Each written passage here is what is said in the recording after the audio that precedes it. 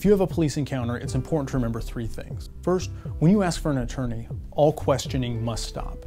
Now, if you choose to ask for an attorney, it's important that once you do that, you stop talking. Because if you ask for an attorney and then you keep talking, it basically erases that request for an attorney. Remember, you have the right to refuse a search. You don't have to agree to a search of your home. You don't have to agree to a search of your car. And you don't have to agree to a search of your person. Another thing to remember in a police encounter, if you're nervous, if you don't like where it's going, just ask the officer, am I free to leave? Now, if you're not free to leave, they will tell you.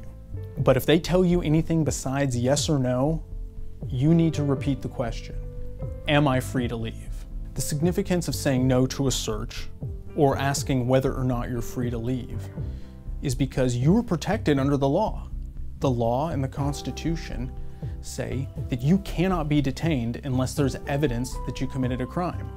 They cannot keep you there unless they believe you committed a crime.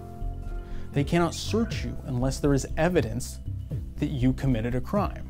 If you ask them if you're free to leave and they say no, now they're going to have to prove to a judge that they had some kind of facts, some kind of reasonable suspicion to keep you detained.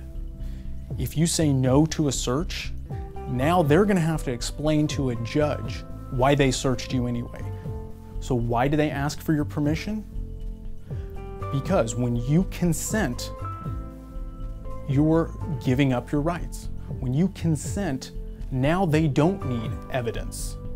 They no longer have to prove that the officer had reasonable suspicion.